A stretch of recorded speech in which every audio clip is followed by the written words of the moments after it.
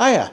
We've spoken a lot over the last few years about my life, living slowly, living peacefully, living in as much tranquility as I can, and I'm wanting to revisit it again. I'm not repeating myself, because I always think there's always something else to say. There are subjects that I've revisited, but there's always something else to say. And this is about living alone. Now, I'm single, so this is living alone from a single person's perspective. It may be different for you.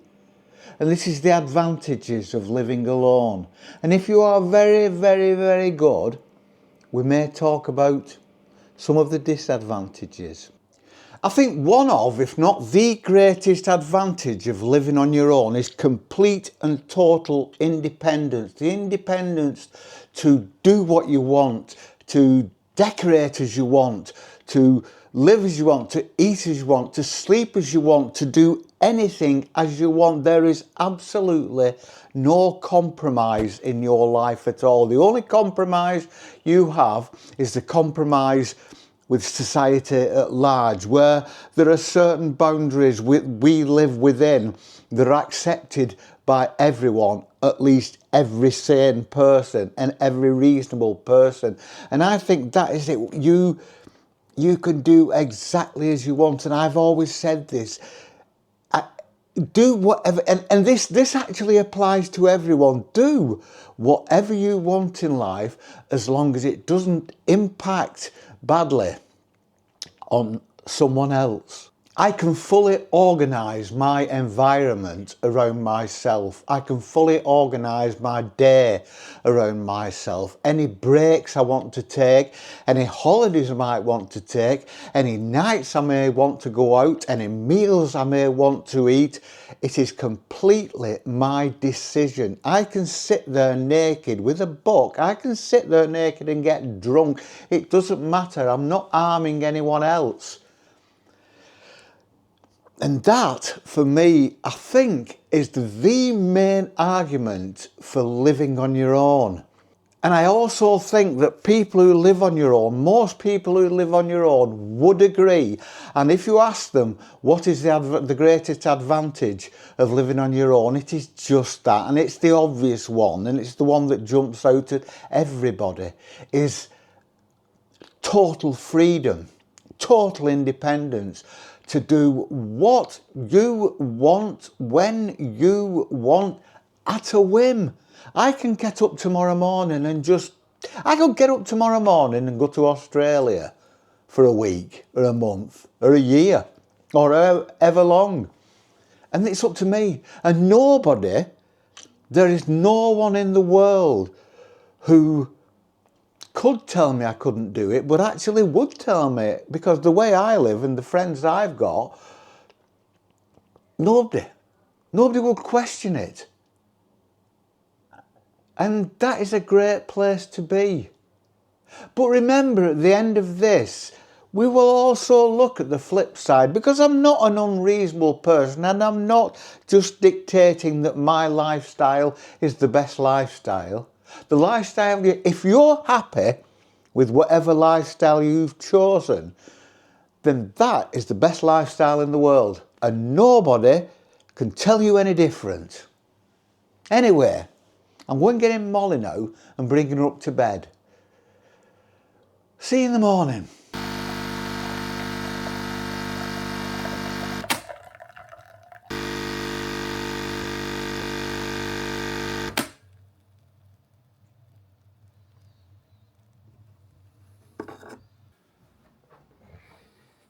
Come on now, Molly. Good morning. Dull and overcast, but I don't think it's going to rain.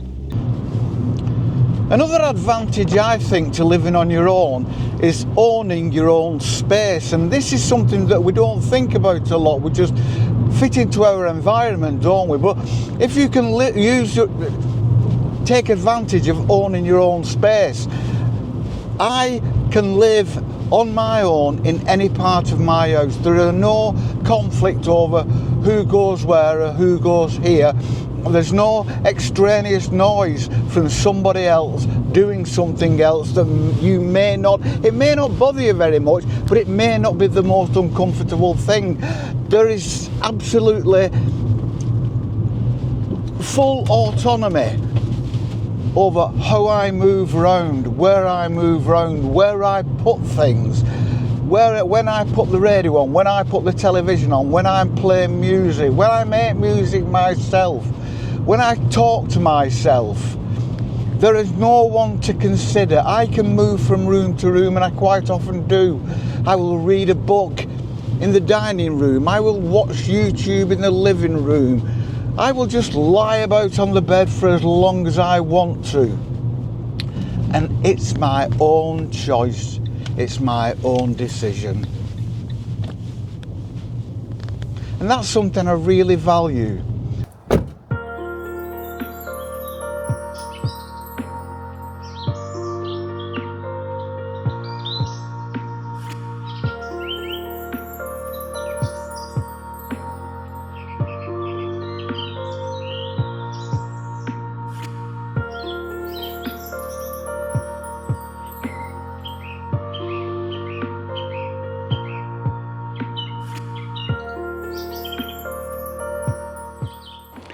You have complete control over your own time, and I don't think many people realise how empowering this is. You can make your own schedules. You don't have to fit in with anybody else. Your time is your time, free to do with as you wish, when you wish. We don't live on our own. When we live as part of a family, a community, a couple, we always have to take other people's time into consideration. Even in a shared household where two independent people are sharing a kitchen, two independent people are sharing a bathroom, two independent people are sharing a living room, a common television, a common radio. When you want complete and utter quiet to read a book, no one will be dashing in and out, no one will be shouting for your attention. You have complete control over your own time. That's massive. It is for me, because I really, really value that. Time to breathe, a task needs doing, something you want to do, something you need to do.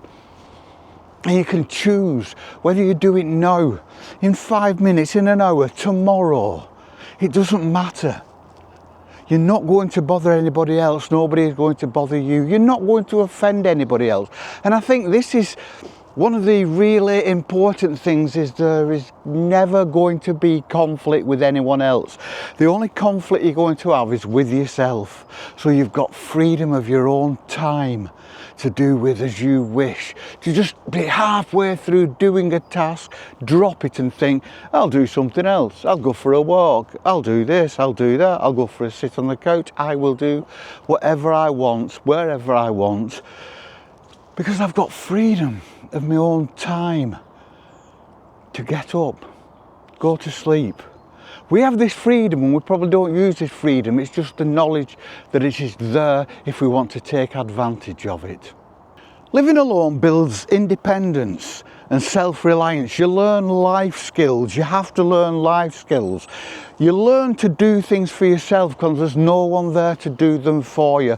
Something needs doing, you know it needs doing, you have to do it. You have to roll up your sleeves and get on with it. And that builds confidence. That builds a confidence that you can actually take out into the world with you. The confidence not to be cowed by something. They think, oh, I feel intimidated by that. No, you can think, I can sort that out. I can do that, because you're doing it all the time in everyday life. Independence, self-reliance, self-confidence. And I think for many people living alone, that's what it builds. And I'm not saying that it's the same for everyone. I do realise that many people do not want to live on their own and suffer loneliness. But in this little video, I'm talking about the people who want to live on their own, who've chosen to live on their own, like I have. And I do feel it. I feel confident. I lived on a narrowboat for 17, 18 years. And when you live on a narrowboat, you have to, when something goes wrong in the middle of winter, you have to roll your sleeves up and get down into the engine room, get covered in cold water and oil. You've got to fix it because nobody else is going to fix it for you. And if you don't fix it in the middle of winter, you're going to blooming freeze to death. So it does. Living on your own builds confidence, builds self-reliance. There's nobody there to say, can you change this plug? Can you mend this? Can you do this? Because you can ask all day. I can ask Molly all day and all I get is those big black eyes looking back up at me. Self-reliance, self-confidence. It's all part of living alone. When you live alone, your personal space reflects you and your character, doesn't it? You decorate as you want. There is no compromise. There's no one saying, I'd like this wallpaper, and you thinking, oh, well, I like that other one. You can do whatever you want. You can decorate what you want. And I think that's important because if your space around you reflects your personality, that's got to be good for your karma, hasn't it? When you look around you and you think to yourself, getting that plant, those plants, decorating that wall like that, doing this, putting this there, having this facing this way, having this scent permeating the room. If you have complete control over that, you are building your own nirvana. And that is huge, isn't it? Building your own space where you come in and close the door and look around and everything is exactly as you would like it to be. Exactly as your id would like it to be. Exactly as the thing that gives you peace would like it to be. And mine's like that. My house is quite simple. I could make it more of my personality. There's a lot I could do. I could go in there and strip it, but I've got it so that it brings me peace. It may not be perfect, it may not be by IKEA, as it were, but everything in that, nothing in that is uncomfortable. Nothing there is threatening or uncomfortable or where I wouldn't want it to be. When I move around that space on my own, in my own time, everything reflects peace back at me. I never feel anything but peace once I've closed that front door. And that is because you can decorate, you can furnish your own space to reflect perfectly your own personality and what you want to be reflected back at you.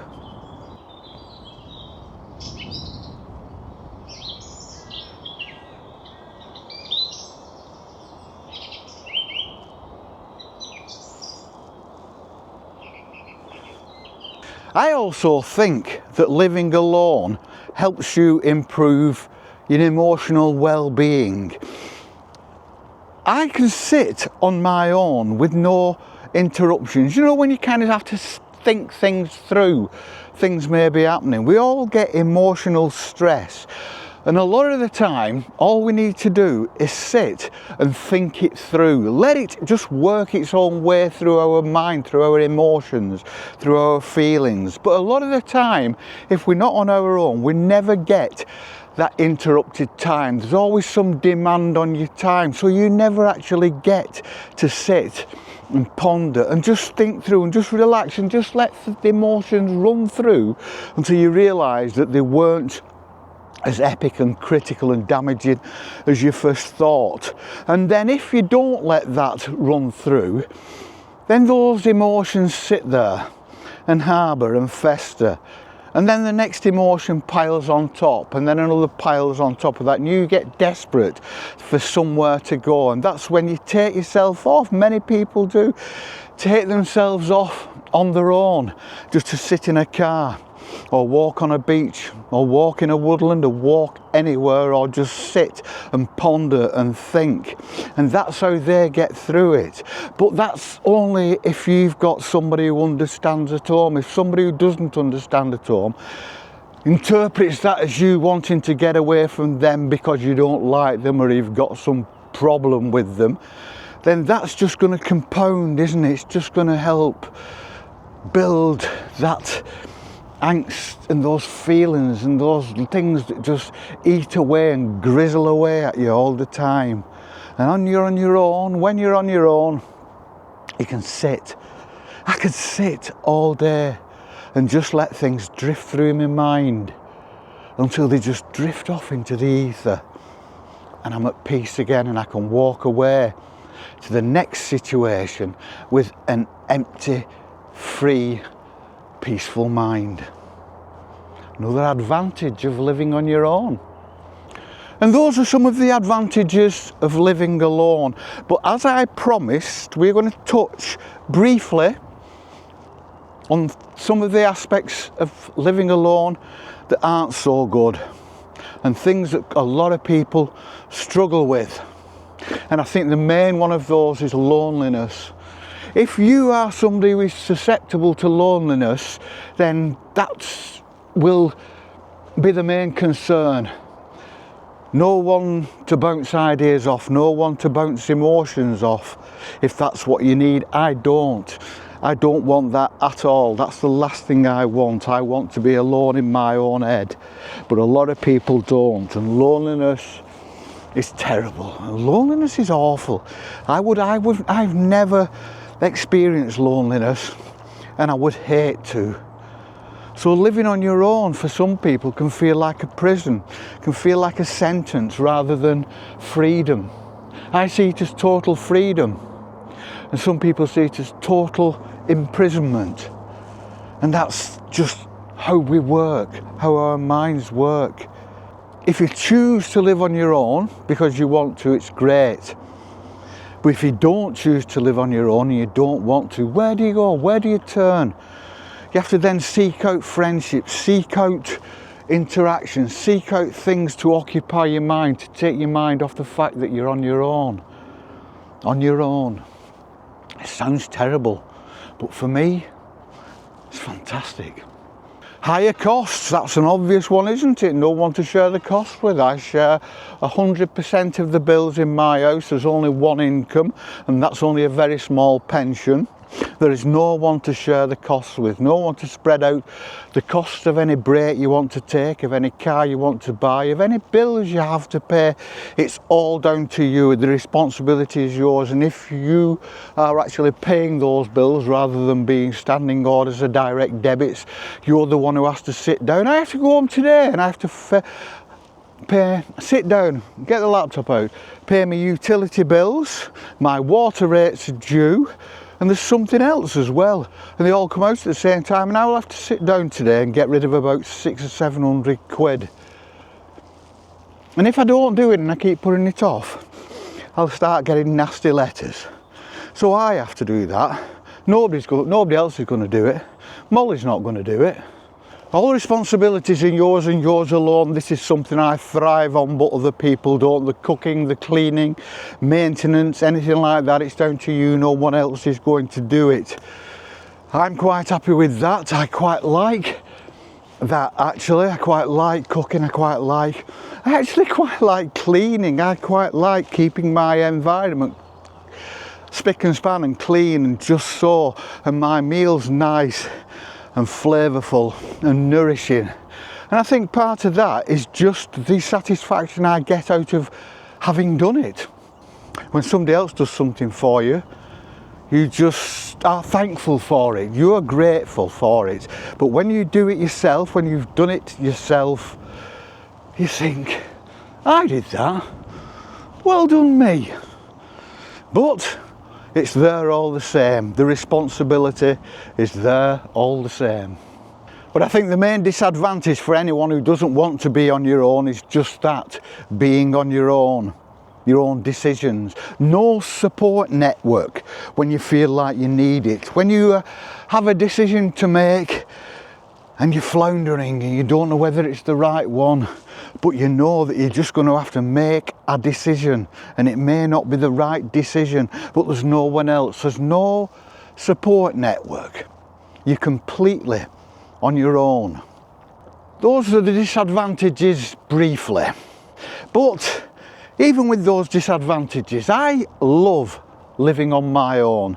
It's the only way I want to live. I've lived on my own a long time. I have been married. I've been married twice, so I have plenty of experience of living with someone. I have children, I have grandchildren, but I've decided a long time ago to live on my own. My family are used to it. My family love me as much as any family could love another member of the family. We get on very well. I am not some kind of misfit who is sitting and living outside society. I just come home to an empty house, and that's the only difference really between me and them. They come home to other people, they come home to family, they come home to other people in that space, other people to smile when they walk in, to give them a hug, to shout at them and to moan at them. I come home to an empty house that's quiet when I walk in, and I decide the sound, and I decide the level of sound and what happens in that house. And that suits me, and it may not suit everyone. And now it started pouring down. So we shall see you on the flip. Peace and love.